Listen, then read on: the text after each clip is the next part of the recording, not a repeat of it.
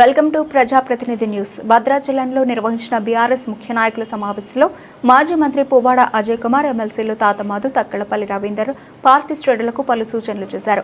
మరో రాజకీయ పోరాటానికి కార్యకర్తలు కంకణబద్దులై సిద్ధంగా ఉండాలని మాజీ మంత్రి పువ్వాడ పిలుపునిచ్చారు. రాష్ట్రంలో మళ్లీ గులాబీ జెండా ఎగురుతుందని ఎమ్మెల్సీ తాతమాధు ధీమా వ్యక్తం చేశారు. ఓటర్ నమోదు ప్రక్రియపై అప్రమత్తంగా ఉండాలని, పార్టీ బలోపేతానికి క్షేత్రస్థాయిలో పనిచేయాలని ఎమ్మెల్సీ తక్కలపల్లి రవీందర్ కార్యకర్తలకు సూచించారు. ఈ సమావేశంలో నియోజకవర్గ పార్టీ ఇన్ఛార్జ్ రావులపల్లి రాంప్రసాద్, నియోజకవర్గ నాయకులు మానే రామకృష్ణ, గొడవర్తి నరసింహమూర్తి, మోదబోయిన బుచ్చయ్య, మాజీ ఎంపీపీ రేసు లక్ష్మి, గంప రాంబాబు, పెనుమల్లు రామకృష్ణారెడ్డి, దొడ్డి తాతారావు, కనితి రాముడు, రావులపల్లి పృథ్వీ, ఆకోజు సునీల్ కుమార్, కోటగిరి ప్రమోద్ కుమార్, రాపాక పూర్ణచంద్రరావు, ఐనవోలు పవన్ కుమార్, కావూరి గోపి, తెల్లం లక్ష్మీనారాయణ, నియోజకవర్గంలోని గ్రామ పంచాయతీ బీఆర్ఎస్ పార్టీ సర్పంచులు, మండల నాయకులు, కార్యకర్తలు, ప్రజాప్రతినిధులు పాల్గొన్నారు.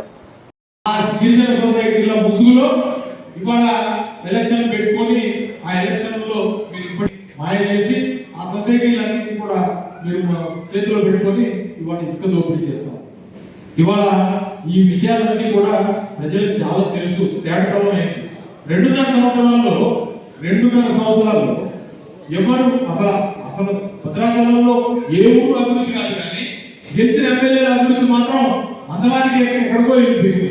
వీళ్ళ వెనకాల మంత్రులు, రెవెన్యూ మంత్రి గారి ఆదాయం పెరుగుతూ ఉంది, రాష్ట్రానికి సంబంధించిన ఆదాయం కింద పడుతుంది. వీళ్ళు మాత్రం పక్కన ఉన్నారు. వీళ్ళని నమ్మి ప్రజలు ఓట్లు వేస్తే మాత్రం వాళ్ళ మాత్రం సెడగొప్పు పెట్టిపోయి ముందుకు వెళ్ళిపోయారు. కాబట్టి మిత్రులారా, ఒకసారి ఆలోచన చేయాల్సిన అవసరం ఉంది.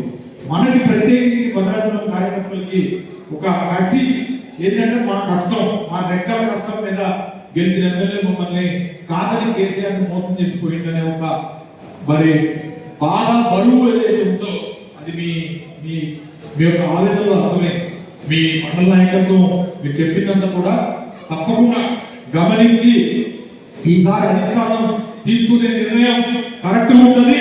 ఎవడు ఇటువైపు ఉన్నాడో ఈ గట్టులున్నోడే ఆ రోజున, ఎందుకంటే ఇది మీ అందరికి సంబంధించిన సమస్య, ఇది పార్టీకి సంబంధించిన సమస్య. నేను ఆ రోజు మంత్రిగా పనిచేసిన సమయంలో నేను చెర్ల మరి లేదా దుమ్ముగూడెం మండలాల్లో అనేక ప్రాంతాల్లో పనిచేసిన. నేను రేసు లక్ష్మి ఎంపీపీ ఉండే ఆ రోజు. నేను ఎక్కడ వస్తూ ఆయనతో పాటు వెనకాల కారులో ఉంటుండే, ఆయన కూడా తగులుకొని వస్తూ ఉంటే ఒక ఆయనకున్న సంబంధించిన మట్టికి ఆయనతో పాటు పోతే పోయి ఉండొచ్చు కాక ఇవాళ భద్రాచలం నియోజకవర్గానికి సంబంధించి కూడా మొన్న జరిగిన పంచాయతీ ఎన్నికలు, గ్రామ పంచాయతీ ఎన్నికలు ఉన్నాయో, మీరు ఎంతమైనా కొట్లాడారో దానికి మేము మనస్ఫూర్తిగా అభినందన తెలియజేస్తాం. కొంత రాకపోయినా మీరేం నిరుత్సాహపడవద్దు. అట్లని చెప్పి అన్ని చోట్ల కూడా మనకు వచ్చినాయంటే రాలే. మేము కూడా గట్టిగా పనిచేసిన దగ్గర కూడా కొన్ని చోట్ల ప్రతికూల వాతావరణం వస్తుంది. మన ప్రతిపక్షంలో ఉన్నప్పుడు కొట్లాడటం మన యొక్క ధర్మం, ప్రజల పక్షాలు నిలబడటం, బీఆర్ఎస్ పార్టీ జెండాను పట్టుకొని ఉండటం మన యొక్క మరి కర్తవ్యం. జయాపజయాలు ప్రజలు నిర్ణయిస్తారు. అభినయం ఏర్పడినా కూడా మనం ఎక్కడ కూర్చోలే, మనం నిలబడి ముందుకు సాగుతూనే ఉన్నాం. కాబట్టి తప్పకుండా ఈ 2.5 సంవత్సరాలు అంటే ఇంటర్వ్యూలు అయిపోయింది. ఒక సినిమా ఉంటది. ఆ సినిమాకి సంబంధించి సినిమా పడ్డప్పుడు చాలా పెద్ద ఉత్సాహం, ఎట్లుంటుందో సినిమా, ఎక్స్పెక్టేషన్స్, పాటలు ఎట్లుంటాయి, ఫైట్లు ఎట్లుంటాయి, హీరోయిన్ ఎట్లుంటది, హీరో బాగా చేస్తా ఎంత ఉంటుంది. ఇంటర్వ్యూ దగ్గరకు వచ్చినప్పటికీ ఇంటర్వ్యూలు ఏ సినిమాకైనా ఇంటర్వ్యూలు వేస్తారు. ఇంటర్వ్యూల దగ్గరకు వచ్చినప్పటికీ కాస్త కూల్ డ్రింక్ తాగుదాము, లేదా పాప్కార్న్ తిందాము, సమోసాలు తిందాము. ఆ టైంలో బయటకు వెళ్ళినప్పుడే అప్పటికే తెలిసిపోతుంది సంవత్సరాలు అయిపోయింది.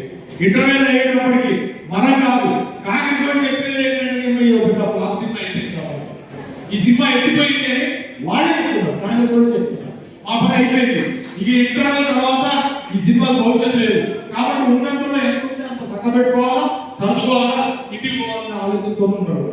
కాబట్టి మనకు జరిగిన ఈ 2.5 సంవత్సరాల పరిపాలన కూడా ఒక్కసారి బేరీ చేసుకోండి. గిరిజనులకు సంబంధించిన సమస్య నువ్వేదో పరిష్కారం చేసినవా? ఆ రోజున మనం ఇచ్చిన ఓడుగులు పట్టాలు ఇచ్చిన దాంట్లో ఆ కాంగ్రెస్ ఓడు మాత్రం ఇందులో పార్టీ ఓడు అయితే ఇందులో పిలుస్తున్నాడు లెఫ్ట్ కూడా.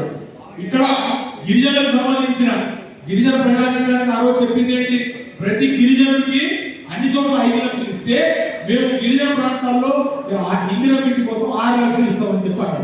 ఈ మొత్తం 4 మండలాలు భద్రాచలం టౌన్ లో కలిపి ఇప్పటికి నీళ్లు కట్టిన 6 లక్షలు పెట్టి 6 లక్షలు 40,000 కుటుంబాలు ఉన్నాయి. 40,000 కుటుంబాలు కనీసం 4,000 మందికి కట్టారు. 10% కన్నా ఇచ్చారా? ఇవ్వలే. మనం ఎందుకు టెన్షన్ పడాలి దాని గురించి? టెన్షన్ ఏం లేదు దాని గురించి. మనం వచ్చినప్పుడు కడుపు నిండా మనవాళ్ళు కూడా ఇదా చేసుకుందాం. నిన్ననే మన కేటీఆర్ కూడా అన్నాడు, ఎస్ మనప్పుడు కొంత మనం చూసుకొని ఇవ్వాల్సింది ఉండే. మనమేమో ఆన్లైన్ అని లేకపోతే అదని ఇదని ఉండదు. బరాబర్ మన గ్రామ నాయకుడు లేకపోతే మన గ్రామ సర్పంచ్ లేకపోతే మన పార్టీ వాడు చెప్పిన వాళ్ళకి న్యాయంగా వాళ్ళకు ముందు న్యాయం జరుగుతుంది అని చెప్పి అప్పుడు భద్రాచలం ఎప్పుడు వచ్చినా కూడా గర్వం ఉంటున్నాను. ఎందుకంటే నేను ఈ ప్రాంతం నుంచి వచ్చిన ఇందాక ఆయన చెప్పి ముందుకు పోయింది గిరిజనులతో మమేకమైన కుటుంబం నుంచి వచ్చిన వాళ్ళు కాబట్టి చెప్తా ఉన్నాను. ఈ గోదావరి నీళ్లు తాగి ఈ స్థాయికి వచ్చినోండి సీతారామచంద్ర స్వామి మరి దయ వల్ల మీ ముందు నేను మంత్రి కూడా పనిచేస్తున్నాను. ఎక్కడ మనం తప్పు చేయలేదు. మనం ఉన్నత కాలంలో మనకు ఎంత సాధ్యమైతే అంత ప్రజలకు మేలు చేద్దామని చెప్పి చూస్తున్నాం. ఆ రోజు భద్రాచలం నియోజకవర్గానికి మన ఎమ్మెల్యే లేకపోయినా కూడా ఎప్పుడు అవసరమైతే అప్పుడు 2 సార్లు వరదలు వచ్చి ముంచెత్తుంటే భద్రాచలం ఉండదో లేదు అనే కార్యక్రమం మరి భయంలో ఉన్నప్పుడు కూడా భద్రాచలంలోనే ర్యాంకర్ వేసుకొని భద్రాచలంలోనే ఉండి ఇక్కడ ఉన్న ప్రజలందరూ కూడా ఆ రోజు ఉపశమనం కలిగించడానికి కేసీఆర్ గారు చేసిన ప్రయత్నంలో భాగమే. ఇవాళ మీరు ఏం చెప్తున్నారు? మీరు చెప్పే పనులన్నీ ఇవాళ మేము వస్తున్నామని ఒక కార్యక్రమం పెట్టుకున్నారు. మీరేమన్నా పెట్టుకోండి, కానీ భద్రాచలానికి సంబంధించిన మట్టికి ఇది మొత్తం మన తెలంగాణ రాష్ట్రానికి ఈశాన్యం ఉంటుంది.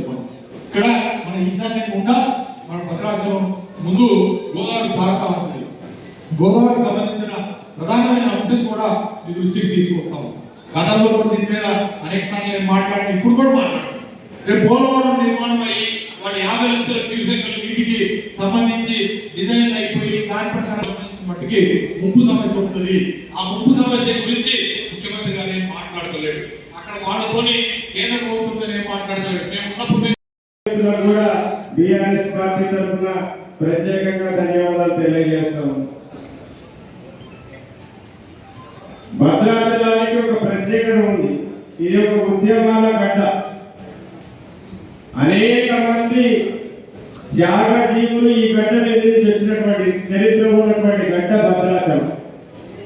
ఏ నియోజకవర్గానికి లేనటువంటి ఒక నిర్మాణం, ఒక పద్ధతి, అనుకున్నది సాధించే వరకు విశ్రమించినటువంటి నాయకులు ఉన్నటువంటి గడ్డ భద్రాచలం.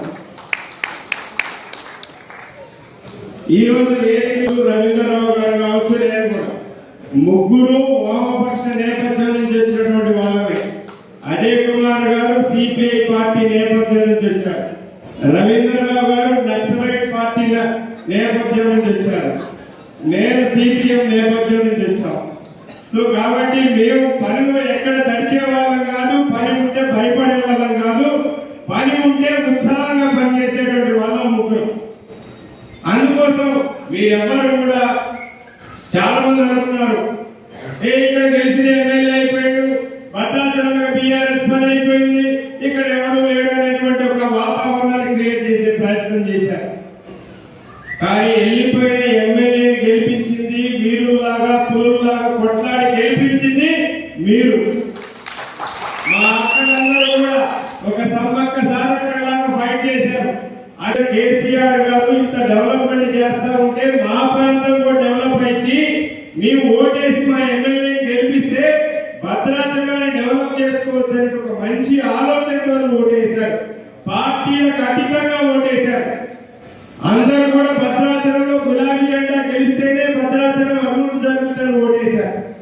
కేసీఆర్ గారు ఇక్కడ ఎమ్మెల్యే గెలిపించకపోయినా, బీఆర్ఎస్ గెలిపించకపోయినా ఈ ప్రాంత బిడ్డల్ని కడుపులో పెట్టుకొని చూసుకున్నాడు. కాంగ్రెస్ పార్టీ దేశానికి స్వతంత్రం వచ్చిన తర్వాత కేసీఆర్ గారు ముఖ్యమంత్రి అయ్యే వరకు కూడా భద్రాచల ప్రాంతంలో 3 ఫేజ్ కరెంట్ లేదు. ఉందా? 3 ఫేజ్ కరెంట్ లేదు. గిరిజన గూడాలు ఎక్కడ కూడా 3 ఫేజ్ కరెంట్ లేదు. కానీ ఈ ప్రాంత బిడ్డ మన దుమ్ముగూడెం రాజు గారు కేసీఆర్ గారి దృష్టికి తీసుకెళ్తే కేసీఆర్ గారు ఆశ్చర్యపోయారు. స్వాతంత్రం వచ్చి 70 సంవత్సరాలు అయినా కానీ భద్రాచలానికి 3 ఫేజ్ కరెంట్ లేదంటే ఇమ్మీడియట్ గా విద్యుత్ అధికారులు, ఎలక్ట్రిసిటీ అధికారులు పిలిపించి 3 ఫేజ్ కరెంట్ ఇచ్చినటువంటి మహానుభావుడు కేసీఆర్ గారు. అదేవిధంగా అజయ్ గారు ఈ జిల్లా మంత్రిగా ఉన్నప్పుడు ఈ ప్రాంతంలో ఎవరైతే గిరిజన బిడ్డలు ఉన్నారో పోడు భూములు కొట్టుకున్నారో ఆ పోడు భూములు కొట్టుకున్న బిడ్డలందరికీ పోడు భూముల పట్టాలిచ్చి వారందరికీ రైతు బంధు వేసినటువంటి గొప్ప నాయకుడు కేసీఆర్ గారు. వస్తుందా రైతు బంధు? వస్తుందా? ఎవరికైనా గిరిజన రైతులు చేతులతో మాకు వస్తుందన్నట్టు ఒక్కడికి రావటం లేదు. మేము అసెంబ్లీలో అడిగాం, మా రవీంద్రనాథ్ మేము కౌన్సిల్లో అడిగినాం, అయ్యా రైతు బంధు వేస్తున్నారు, ఎకరానికో 2 ఎకరాలకో వేస్తున్నారు, మరి మా గిరిజన బిడ్డలు ఏం పాపం చేశారని మీరు మాకు రైతు బంధు వేయట్లేదు? కేసీఆర్ గారు రైతు బంధు పట్టాలిచ్చి రైతు బంధు వేశాడని చెప్పి అడిగితే ప్రభుత్వానికి సమాధానం లేదు. పార్టీ ఫిరాయించిన ఎమ్మెల్యే కూడా ఏ రోజు అడగలే. నీ గిరిజన బిడ్డలని చెప్తాడు, నీ గిరిజనుల కోసమే పుట్టానని చెప్తాడు, కానీ ఏ రోజు గిరిజనుల గురించి ఒక్క మాట ఈ రోజు అసెంబ్లీలో ఇంతవరకు అడగలేదు. ఏడొచ్చి క్వశ్చన్ చేసినాం అనుకో, ఆయన ప్రెస్ మీట్ పెట్టి చెప్తారు ఏమనంటే, తాతమ్మకి ఏం పని ఇక్కడ, భద్రాచలంతో తాతమ్మకి ఏం సంబంధం, మా గిరిజనులు అనేటువంటి అక్క ఆయన అంటారు.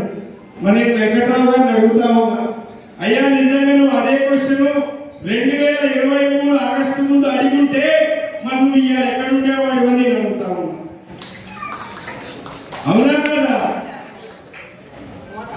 ఇవాళ మీరందరూ అర్థం చేసుకోవాలి. రవీంద్ర ఆ పక్కన కలిసి ఎమ్మెల్యే, 2 మంత్రులు, ఒక ఆమె ఫోన్ పెట్టింది నేను అడవి బిడ్డలని కండవ నెత్తికి చుట్టి ఎన్నికల ముందు నేనే ఈ దిక్కు ఈ ప్రాంతంలో ఆదివాసీ బిడ్డలకని. ఒక పక్క పంచాయతీరాజ్ మంత్రి గారు, ఇంకో పక్క రెవెన్యూ మంత్రి గారు, ఒక పక్కనేమో పినపాక ఎమ్మెల్యే గారు, ఇంకో పక్క భద్రాచలం ఎమ్మెల్యే గారు, నలుగురు కలిసి ఈ యొక్క గోదావరిని చెరబట్టారు. గోదావరిలో ఒక చెప్పాడు, వీడికి రావడానికి 4 గంటల టైం పడుతుంది. ఎందుకు పడుతుంది 4 గంటల టైము? వేలాది లారీలతో ఈ గోదావరిని కబలిస్తా ఉన్నారు. కాబట్టి మీరు ఈ 4 మండలాల్లో ఉన్నటువంటి పార్టీ కార్యకర్తలందరికీ కూడా మేమందరం అండగా ఉంటాం. ఇబ్బంది ఏమీ లేదు. గతంలో ఏ విధంగా ఉన్నాం అదే విధంగా అండగా ఉంటాం.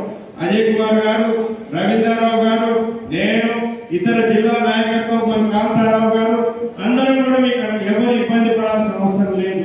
ఇవాళ చర్ల నుంచి తాతారావు గారు పరిచయం చేశారు.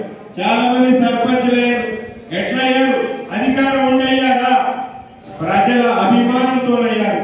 బిఆర్ఎస్ పార్టీకి ఓటేయాలి, గులాబీ జెండాకు ఓటేయాలి అన్న మాకు హరీష్ రావు గారు, కేటీఆర్ గారు వస్తే బాగుండేది.